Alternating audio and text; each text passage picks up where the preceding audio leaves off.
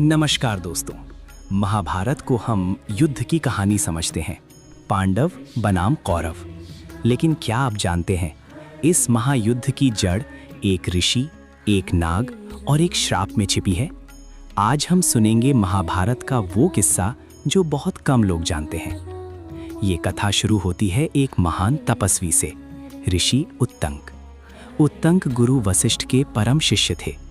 गुरु दक्षिणा में उन्हें एक कठिन कार्य सौंपा गया, राजा पौष्य की पत्नी से एक दिव्य कुंडल लेकर आना। उत्तंक कुंडल लेकर लौट ही रहे थे कि रास्ते में मिला एक साधारण सा ब्राह्मण। लेकिन वो ब्राह्मण कोई और नहीं, नागराज तक्षक था। तक्षक ने छल से कुंडल छीना और उसे ले गया सीधे नागलोक। उत्तंक पीछे पीछे नागलोक पहुंचे। वहां जो दृश्य उन्होंने देखा वो चौंकाने वाला था। नाग अग्नि यज्ञ कर रहे थे, सोमरस बह रहा था और सबसे हैरानी की बात, तक्षक को स्वयं इंद्र का संरक्षण प्राप्त था। उत्तंक ने हार नहीं मानी। उन्होंने कठोर तप शुरू किया। उनके तप से स्वयं अग्निदेव प्रकट हुए।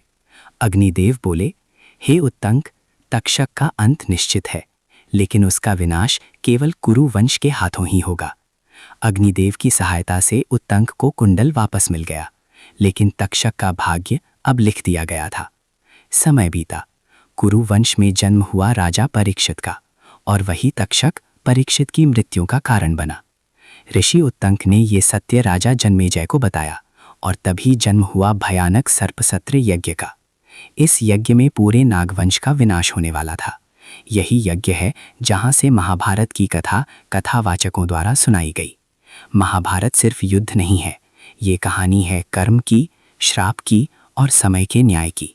एक ऋषि का तप, एक नाग का अहंकार और एक राजा का प्रतिशोध, इन्हीं से रचा गया इतिहास का सबसे बड़ा महाकाव्य। अगर आपको ऐसी कम जानी पहचानी लेकिन सच्ची कथाएं पसंद हैं तो वीडियो को लाइक करें, चैनल को सब्सक्राइब करें और कमेंट में लिखें आप अगली कहानी किस पर सुनना चाहते हैं। फिर मिलेंगे एक और रहस्य के साथ।